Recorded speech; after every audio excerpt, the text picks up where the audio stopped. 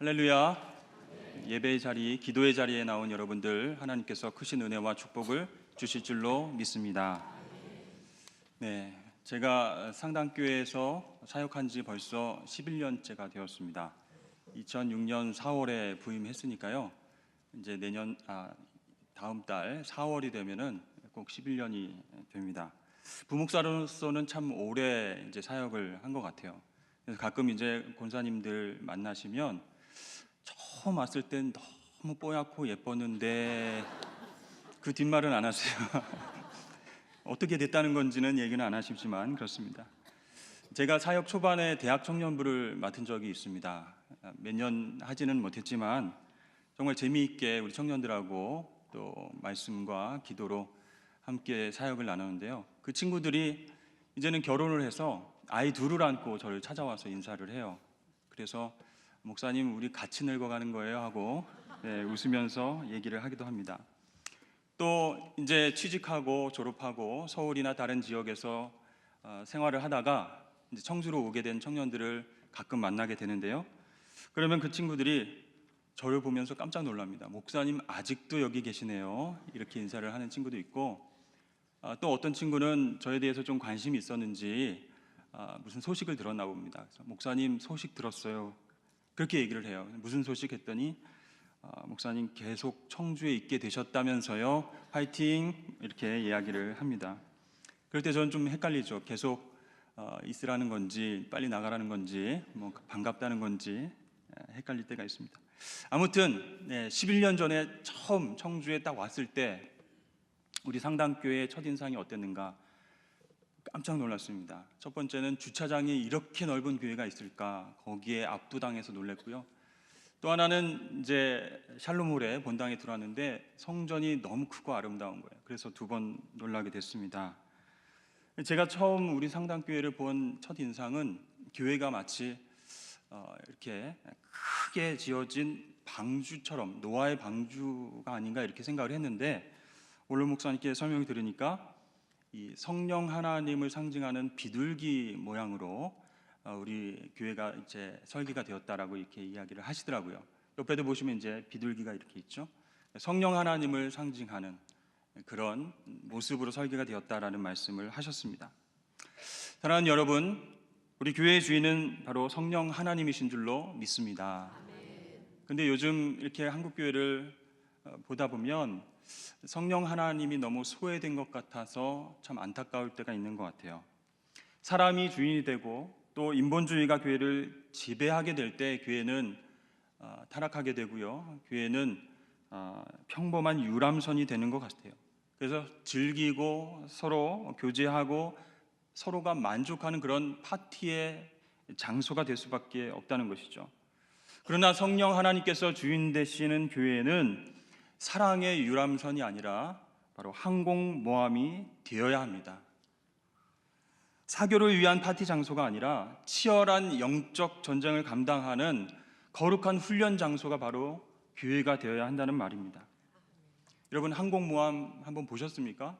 엄청나게 큰 배인데요. 그 항공모함 위에 수십 대의 전투기들이 있습니다. 이 전투기들은 기름을 또 미사일을 충전하고 대기하고 있다가 출격 명령이 딱 떨어지면 그 항공모함 배에서 출격하는 거예요. 적지로 출격해서 미사일을 쏟아붓고 전투를 하게 되는 것입니다. 마찬가지로 우리 교회도 예배와 교육과 친교와 봉사와 선교 훈련 등으로 영적인 충전을 했다가 우리의 삶의 터전으로 발진해 나가서 바로 영적 전쟁을 치르게 되는 것입니다. 하지만 우리가 요즘 목격하는 교회의 모습은 그런 어떤 영적인 능력이 없어 보입니다. 성령 하나님의 역사로 훈련받는 일들이 보기 어려워집니다. 말씀의 권위가 땅에 떨어지게 되고요. 사람의 목소리와 또 사람의 어떤 세상의 경영 마인드가 교회를 지배하게 되니까 그 안에서 분란이 있게 되고 싸움이 있게 되고 나뉘어지게 되는 그런 모습들을 보게 되는 것이죠. 세상의 공동체와 별반 다를 게 없는 교회의 모습을 바라보면서 이 세상의 젊은이들이 교회를 떠나가고 있는 안타까운 실정입니다. 여러분, 이러한 문제가 단지 시대적인 변화의 문제 때문일까요? 아니면 경제가 발전하고 문화가 정말 최첨단이 되었기 때문에 이제는 교회와 교회 문화와 복음의 능력, 그것이 힘을 잃게 되었습니까? 교회 안에서 신앙생활하는 우리는 거기에 대한 책임이 없을까요?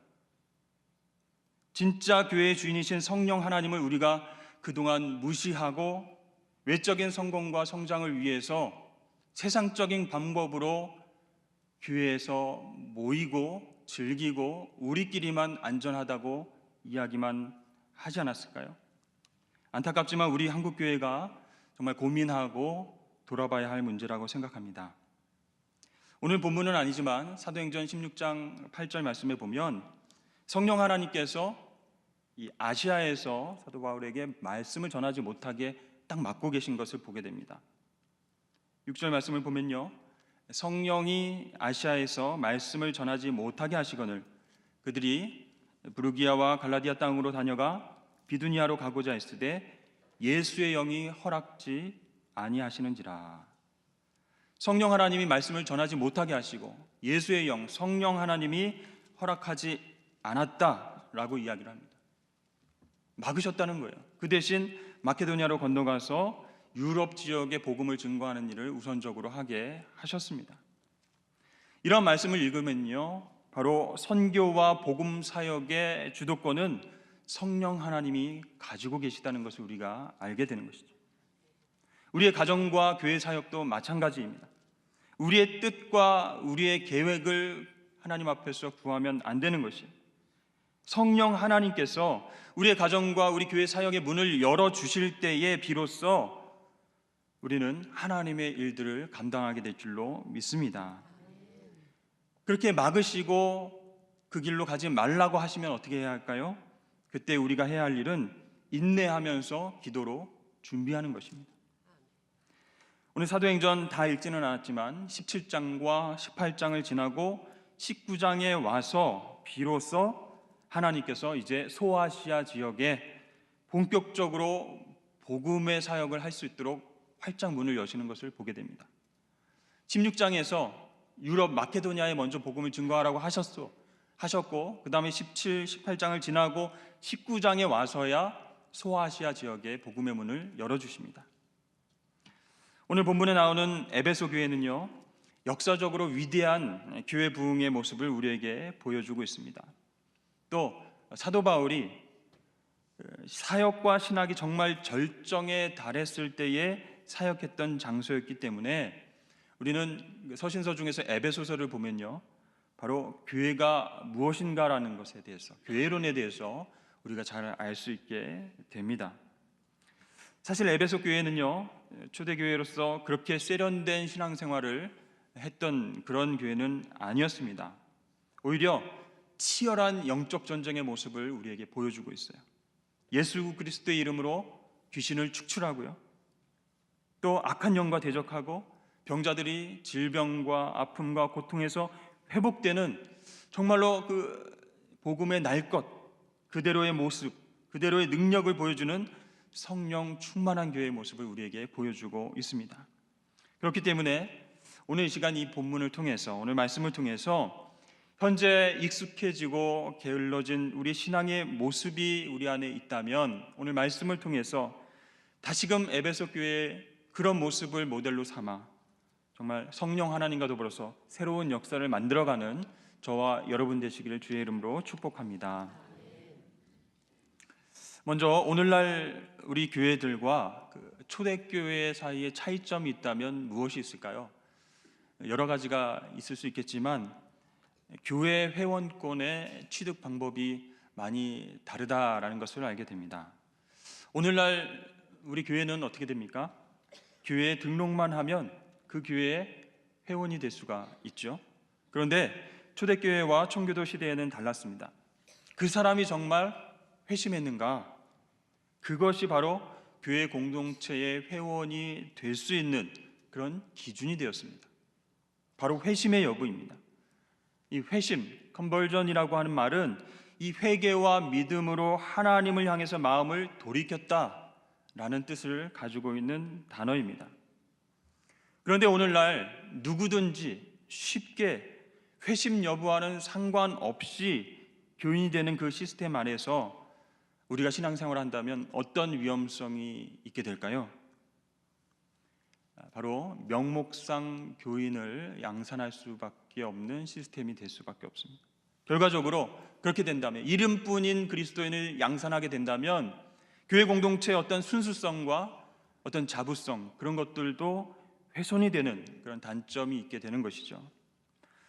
사실 원칙적으로요, 이 교회 성도가 되기 위한 조건, 즉 이분이 거듭났는가, 그 거듭남의 증거가 있는가, 예수 그리스도를 구주로 받아들이고 마음을 돌이켰는가, 이렇게 그 부분들을 상담하고 점검하는 절차가 있어야 하는데요, 역사적으로 쭉 보면 교회 안에서 점점 그러한 절차가 없어지게 됩니다. 그 원인이 어디에 있을까요? 첫 번째는 양적인 지상주의 때문입니다. 양적으로 교회가 성장하면, 교인들이 많아지면, 또 헌금도 많이 거치게 되면 파워를 갖게 됩니다. 힘을 얻게 됩니다.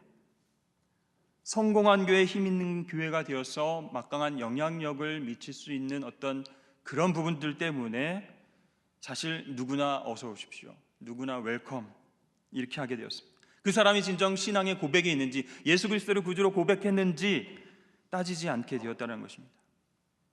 두 번째 이유는요, 이 성령의 사역이 다 눈에 보이지 않는 그런 하나님의 사역이기 때문에 그렇습니다. 그래서 회심 여부를 점검하는 절차를 우리가 생략하게 되었다는 것이죠. 그러나 여러분, 중요한 것이 있습니다. 고린도전서 12장 3절 하반절에 이런 말씀인데요, 한번 크게 읽어볼까요? 시작. 성령으로 아니하고는, 아멘. 그렇습니다.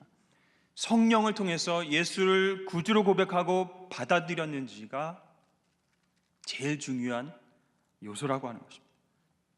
그래서 사도 바울이요, 오늘 소아시아의 중심지였던 에베소에 처음 와서 교회를 다닌다고 하는, 예수를 믿는다고 하는 그 제자들을 만났을 때 맨 먼저 물어본 내용이 무엇이겠습니까?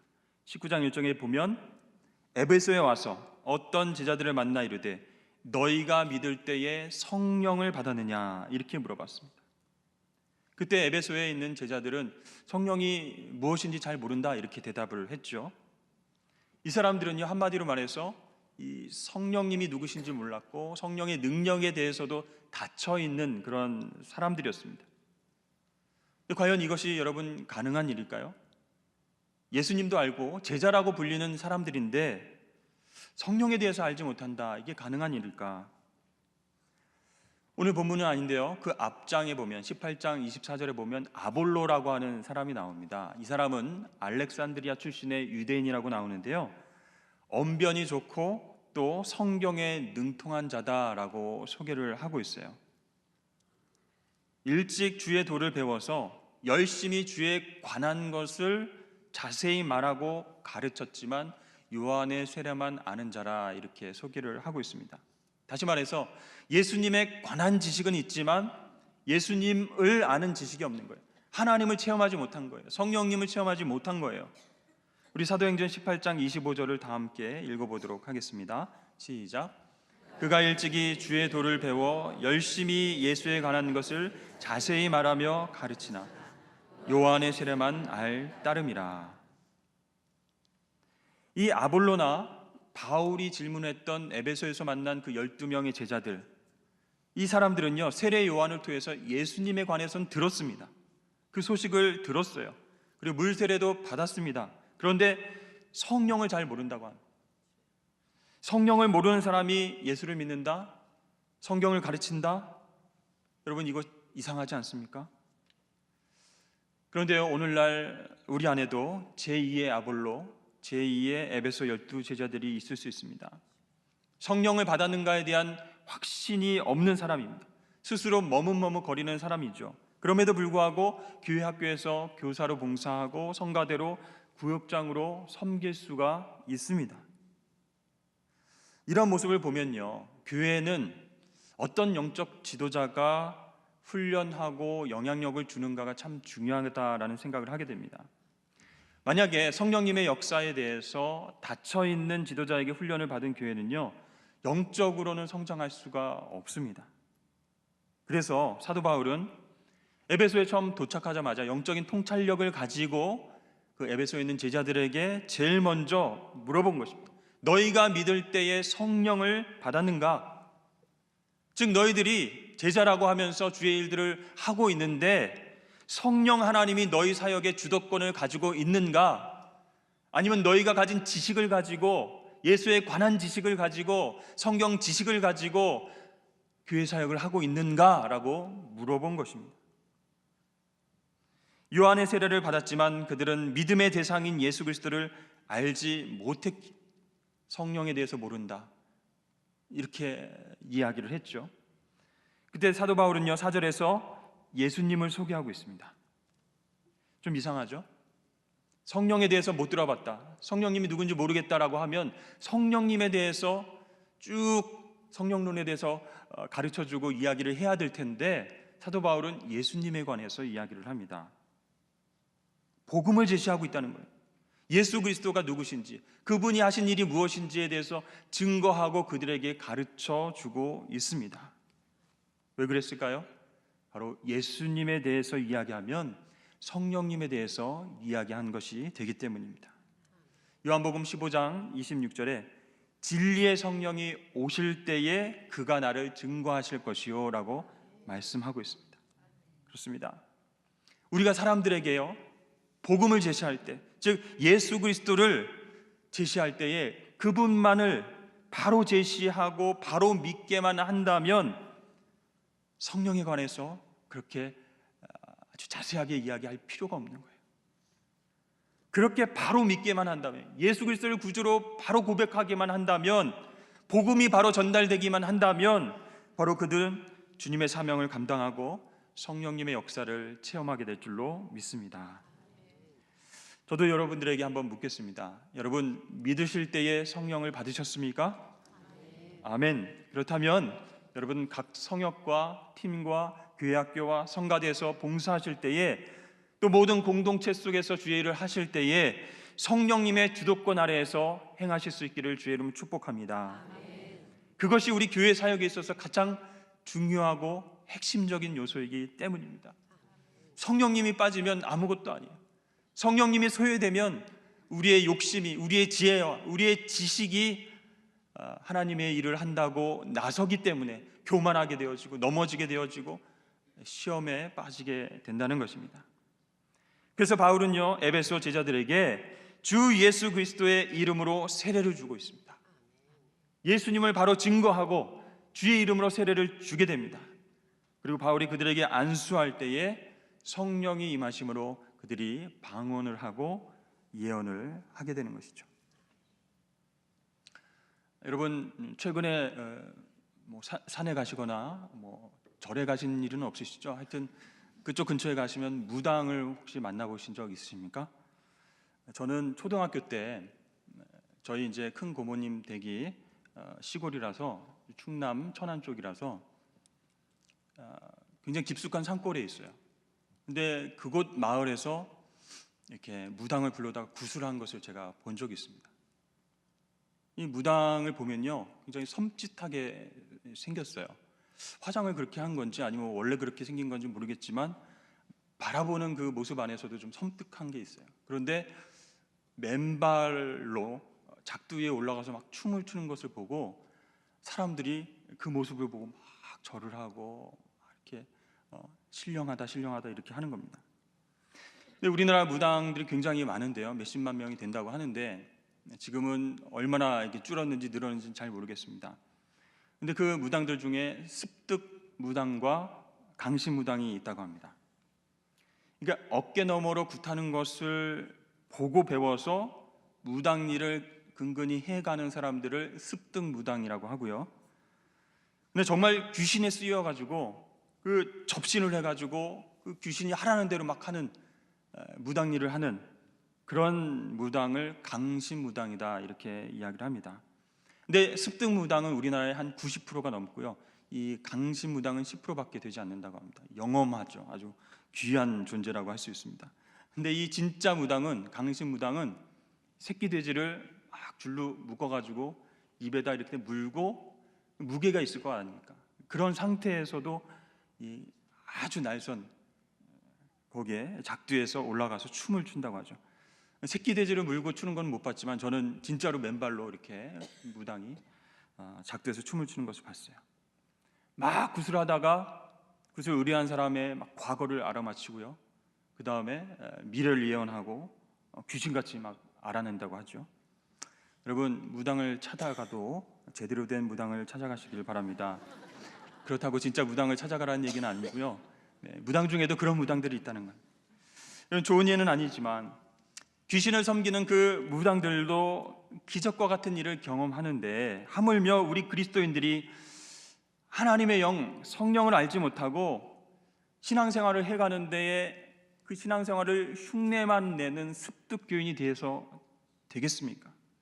우린 진짜 하나님을 믿는 하나님의 백성들이고 하나님의 자녀인데 신앙생활을 흉내내는 그 정도로 어떻게 우리가 영적 전쟁에서 승리할 수가 있겠습니까?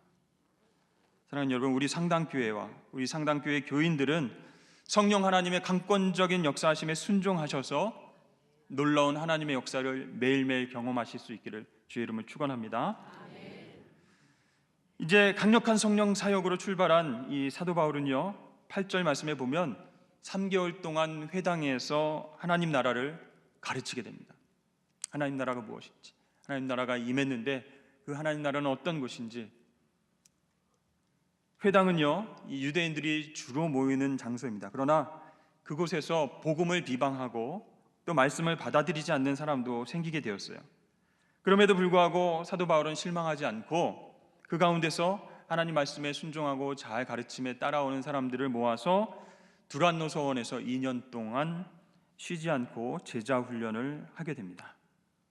결과가 어떻게 되었을까요? 10절 말씀에 보시면 2해 동안 이같이 하니 아시아에 사는 자는 유대인이나 헬라인이나 다 주의 말씀을 듣더라. 다 듣더라. 유대인이나 헬라인이나 다 주의 말씀을 듣게 되었다. 적은 수가 시작했지만 하나님의 말씀을 가르치고 그들이 복음에 의해서 변화되니까 아시아에 사는 유대인, 헬라인 수많은 사람들이 주의 말씀을 듣게 되었다. 이것이 어떻게 가능하게 되었습니까? 바로 하나님의 말씀이 능력이기 때문입니다. 유대인이나 헬라인이나 남자나 여자나 노인이나 아이에게 모두에게 능력으로 임하셨기 때문에 이것이 가능하게 되었습니다. 우리 디모데후서 3장 16절에서 17절까지 말씀 한번 우리가 잘 아는 말씀인데 읽어볼까요? 시작. 모든 성경은 하나님의 감동으로 된 것으로 의로 교육하기에 유익하니 이는 하나님의 사람으로 온전하게 하며. 아멘. 그렇습니다. 하나님의 말씀은 연약한 우리를 온전하게 하는 능력이 있는 줄로 믿습니다. 이는 하나님의 사람으로 온전하게 한다라고 말씀하고 있기 때문입니다. 신앙이 없던 사람들이요, 하나님의 말씀을 듣고 예수를 구주로 고백하는 일이 생겼습니다. 믿음이 적은 사람들이, 하나님을 욕하고 교회를 비방했던 사람들이 말씀으로 인해서 하나님 앞에 무릎 꿇고 회개하고 기도하는 역사가 생기게 되었습니다. 하나님의 말씀을 들은 사람들이 예전의 죄를 다 회개하고 하나님의 복음을 들고 나아가서 전도하겠다고 나서는 일들이 생기게 되었습니다.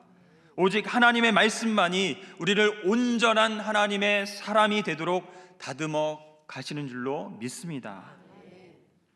여러분, 하나님의 성령의 역사는요, 그냥 신비한 체험의 역사가 아니에요. 하나님 말씀의 레일 위를 달려가는 사역이 되어야 한다는 것입니다. 교회도 마찬가지입니다. 교회가 말씀의 레일로 달려가야 하는데 욕망의 레일로 가거나 비교의식의 레일로 가거나 자기 만족의 레일로 달려가면 안 된다는 것이에요. 이 말씀을 떠난 성령 사역은 있을 수 없게 되는 것이죠. 왜냐하면 말씀 떠난 사역은요, 신비주의로 이탈하게 되고 이단으로 빠질 수밖에 없기 때문입니다. 오직 우리를 온전하게 하시는 그 말씀, 그 말씀의 레일 위에서만이 우리 교회는, 우리 하나님의 자녀는 균형 잡히고 체계적인 성장을 향해서 달려나가게 될 줄로 믿습니다. 하나님께서 처음에 성령 사역으로 출발하게 하신 이 에베소 교회 사역의 중심축, 그것이 이제 말씀 사역 쪽으로 옮겨지게 되었어요. 그렇지만 이 말씀 사역이 중심이 되었지만 성령 사역이 함께 나아가게 되고 있습니다. 이것이 바로 진정 건강한 교회의 성장의 모습이다라고 오늘 우리에게 말씀하고 계신 거예요. 이렇게 말씀이 흥왕해서 하나님 믿는 제자들과 백성들이 늘어나게 되었는데요, 12절부터 말씀을 쭉 읽어보면 하나님은 또 바울을 통해서 놀라운 기적사건을 보여주고 계세요. 바울이 가졌던 이 손수건이나 앞치마, 그걸 가져다가 병든 사람에게 탁 얹으면 그 병이 다 싹 낫게 되는 겁니다. 그리고 귀신도 물러가는 역사가 생기게 됩니다. 그러나 이것을 따라하려는 스기야의 일곱 아들은 잘 되지 않습니다. 오히려 귀신들에게 면박을 당해야 되죠. 내가 예수도 알고 바울을 아는데 너는 도대체 누구냐? 저희 귀신이 귀신같이 알게 되죠. 왜 그렇습니까, 여러분? 그 사람들이요, 습득교인 행세를 하고 있어요. 성령 하나님을 체험하지 못하고 성령의 능력을 경험하지 못하고 성령 하나님의 놀라운 역사를 체험하지 않고 따라하려다 보니까 귀신에게도 면박을 당하게 되는 것입니다. 여러분, 이렇게 말씀 사역으로 전환돼 가지고 말씀이 풍성하게 되면 참 좋은데 갑자기 하나님이 바울을 통해서 막 기적을 막 일으키셨어요. 그러면 더 거기에 있는 사람들이 헷갈리지 않을까? 말씀에 집중하려고 하는데 또 기적을 일으키시면 그 기적만 바라보고 또 사람들이 말씀 사역에는 소홀히 하지 않을까, 이런 생각이 드는데 하나님께서는 왜 바울에게 그런 능력으로 에베소에서 기적을 일으키셨을까요? 이 당시 에베소의 상황 때문입니다. 에베소는요, 그 당시에 이 헬레니즘 문화와 온갖 이방 문화가 정말 잡탕으로 섞여 있는 그런 곳이었어요. 온갖 이방 신들을 섬기는 그런 우상 숭배의 중심 센터였습니다. 그래서 마술을 가르치기도 하고요, 온갖 점쟁이들이 활동하고 있었어요. 그리고 음란한 문화들이 그 지역에 팽배해 있었습니다. 그곳에 가면요, 세계 7대 불가사의라고 하는 아데미 신전이 있었는데요, 엄청나게 큰 돌기둥이 120여 개나 솟아 있고요, 그 신전 안에서는 여사제들과 함께 음란한 제사의식이 행해지고 있었습니다. 사방에서 몰려 들어온 사람들이 이방 문화와 더불어서 우상을 섬기는 그런 음란하고 더럽고 타락한 도시가 바로 에베소였어요. 이러한 에베소의 상황 속에서 하나님은 성령 사역, 강력한 성령 사역과 말씀 사역을 통해서 기초를 다져 놓으신 후에 사도 바울에게 놀라운 성령의 권세를 보여주신 거예요. 그에게 기적과 능력의 사건을 일으키게 하심으로 인해서 완전히 그곳의 영적인 분위기를 확 뺏어오게 그렇게 하나님이 하신 것입니다. 이 복음의 영향력이 기적과 놀라운 역사로 말미암아서 마치 핵폭탄처럼 힘있게 막 퍼져나가게 된 거예요. 그래서 정말 작게 시작했지만 두란노 서원에서 작은 숫자가 모여서 2년 동안 열심히 성경 공부를 하고, 그리고 하나님 바울을 통해서 놀라운 기적을 보여주심을 통해서 가짜 마술이 없어지고 진짜 성령의 능력, 진짜 성령의 기적의 역사를 체험하는 하나님의 백성들이 늘어나게 하신 줄로 믿습니다. 복음의 능력이 엄청나다는 사실, 예수 그리스도의 능력이 엄청나다는 사실을 많은 사람들이 깨달으면서 그곳에 정말 사탄의 문화가 조금씩 잠들어가게 된 것입니다. 사랑하는 여러분, 교회 생활 오래 하시면서 여러분들은 무엇에 익숙해져 있으십니까? 정말 편하게 신앙생활하고요, 기도한 제목들 하나님이 빨리빨리 응답해 주셔서 편하게 복 받으면 좋겠다, 이런 생각을 하고 혹시 신앙생활한 그런 모습들이 익숙하지는 않으신가요? 많은 좋은 사람들과 또 힘 있는 분들과 이렇게 큰 교회에서 연결이 되어서 문제도 쉽게 해결하고, 그리고 신앙생활도 조금 하고 사회생활도 같이 하고, 이런 어떤 이중적인 생활에 익숙해져 있지 않습니까? 오히려 성령의 능력하면, 복음의 능력하면, 전도하면, 기도하면 굉장히 어색하고 불편하고 힘들게 느껴지지는 않습니까? 날 것 그대로의 복음의 능력은 바로 목사님이나 선교사님들이 경험하고 그것을 우리에게 전해주는 그런 것이지, 내가 경험하고 내가 사모하고 내가 기도해야 할 제목은 아니다라고 생각하지는 않으십니까? 만약에 여러분 가운데 그런 생각을 가진 분들이 계시다면 지금까지 익숙한 그런 생각들을 다 내려놓고 결별하실 수 있길 주의 이름 축복합니다. 성령의 능력을 우리가 회복해야 됩니다. 성령 하나님의 도우심과 성령 하나님의 인도하심으로 우리가 세상에 나가서 정말 능력 있는 삶을 보여줘야 할 줄로 믿습니다. 그 성령의 능력과 말씀의 능력을 체험해야지 우리 교회와 우리 가정이 다시 한번 주 안에서 회복되는 기쁨을 누리게 될 줄로 믿습니다. 그렇다고 여러분 너무 표적만 기대하고 사모하시면 안 됩니다.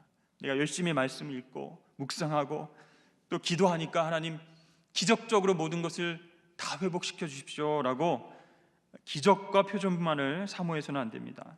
이렇게 오늘 말씀에 나타난 놀라운 기적과 표적도요, 하나님의 말씀이 진리라는 것을 드러내기 위한 어떤 도구로 사용되게 되는 것을 보게 됩니다. 20절 말씀 보십시오. 이와 같이 주의 말씀이 힘이 있어 흥왕하여 세력을 얻으니라 그랬습니다. 결과적으로는 뭐예요?